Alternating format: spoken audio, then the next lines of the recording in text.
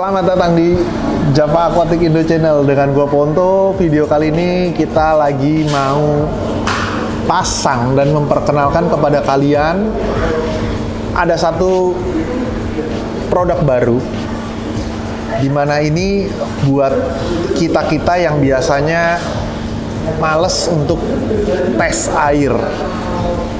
Nah, produk ini akan sangat membantu kita untuk bisa tahu kondisi air kita tuh bagus atau enggak.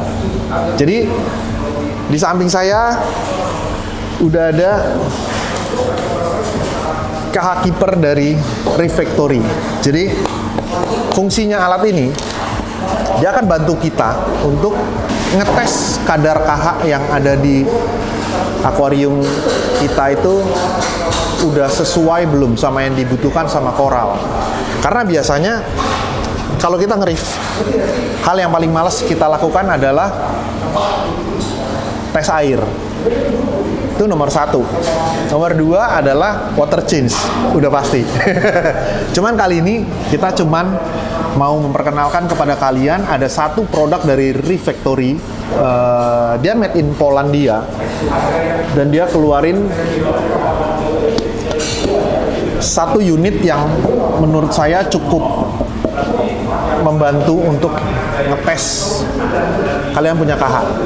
Jadi setelah kita tahu KH kita berapa, kita akan lebih mudah untuk berapa yang harus kita dosing. Kurang lebih seperti itu. Ada beberapa varian dari si item ini. Cuman kita pakai yang KH Keeper. Kita mau coba dulu gimana caranya connect aplikasi ini ke akuarium. Saya akan bantu untuk gimana sih instalasi dia. Nah, untuk mulai pasang si KH Keeper ini, kita harus menggunakan laptop atau PC komputer kalian. Kita masuk ke khkeeper.io. khkeeper.io. Oke, kita nyalain si produknya. Nah, setelah kita udah masuk, kita udah nyalain KH Keeper-nya, dia minta untuk langsung connect dari komputer kita ke KH Keeper. Nah, ini dia, RFKH, Refactory KH. Kita masuk, WiFi passwordnya adalah Refactory. Kita connect. Nah, setelah kita udah masuk, dia minta halaman ini untuk di-refresh. Kita refresh, jadi kita menggunakan WiFi langsung dari Refactory. Setelah kita refresh, apa yang terjadi? Jeng jeng jeng jeng jeng. Loading. Tunggu sebentar. Nah, setelah sudah, berikutnya adalah pemilihan bahasa. Sayangnya nggak ada bahasa Indonesia. Oke, kita pakai bahasa Inggris. Nah, di device setup ini kita bisa tentuin berapa KH yang mau kita pasang. Kita tentukan berapa bottomnya dia sama berapa high-nya dia untuk kasih alert, kasih alarm. Saya mau pasang ini rencana di SPS, karena di SPS saya mau mainnya di 5,8 adalah batas rendah saya dan batas atas saya di 7. Oke.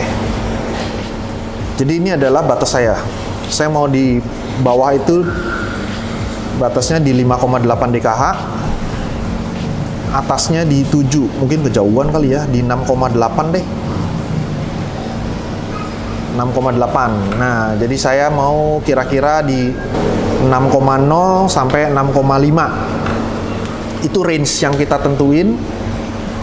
Setelah udah, next, connect to WiFi, kita masuk ke Java Aquatic. Kita sambungin si alat ini ke WiFi yang ada di rumah kalian. Masukin emailnya kalian. Saya tadi pakai Ini karena saya udah punya account, jadi saya masukin langsung login. Kalau misalnya belum punya account, kalian harus bikin dulu accountnya. Login. The device has been logged in successfully. Oke, next. Setelah itu, oke, finish. Dia udah nyambung. Nah, selanjutnya kita akan kalibrasi pH-nya dia. Jadi ini kita bisa buka untuk bisa kita kalibrate si pH.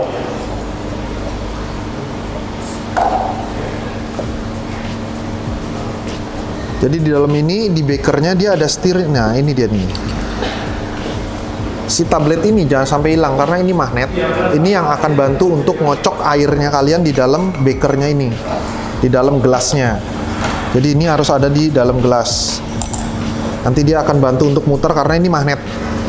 Dia akan bantu untuk ngocok airnya biar tercampurnya rata. Oke, berikutnya kita akan kalibrasi pH dan lain-lain. Dia ada kasih 3 selang, yang masing-masing itu di ujung selang ada kayak apa nih pengikatnya dia nih. Jadi untuk selang yang kecil, yang kecil dan ada agak keras, plastik keras ini gunanya untuk ngambil air, untuk ngambil reagent. Jadi dia bisa masuk sampai dasar, makanya dia kasih ini plastik dan dia dipasangnya di sini. Ada namanya reagent. Kita tinggal colok di sini dan kita install, masuk. Nah, yang satu lagi dia ada valve-nya. Jadi valve ini dia bisa masuk, nggak bisa keluar. Jadi kayak one way gitu. Nah, ini kita untuk ngambil air di akuarium kita. Jadi dia akan tes ambil sedot air akuarium kita, dia bawa ke sini untuk dicek. Biar dia nggak balik, dia kasih valve kayak gini. Nah, ini dia ada tulisan akuarium. Dia masuknya di sini. Satu lagi untuk outnya. Kalau outnya dia polos. Jadi dia hanya pembuangan, langsung buang aja semua. Dia dari sini out. Kita udah pasang semua. Nah, ini tombol untuk listriknya, adaptor dia. Ada adaptor dia, kita langsung pasang di sini. Nah, untuk kalibrasi, kalian pastikan panjang selang ini yang mau dipakai berapa. Jadi kalau misalnya kalian udah tahu posisinya di mana, selangnya berapa meter yang mau kalian pakai, mendingan kalian langsung potong sesuai dengan ukuran selang yang akan dipakai. Baru kita lakukan kalibrasi. Supaya apa? Supaya nanti pas saat kita masuk semua full air, dia udah bisa ngebaca dan nggak akan ada jeda waktu lagi untuk nyedot air. Kalau misalnya ukuran tersebut nggak sesuai dengan yang kita butuhin. Yuk kita kalibrasi.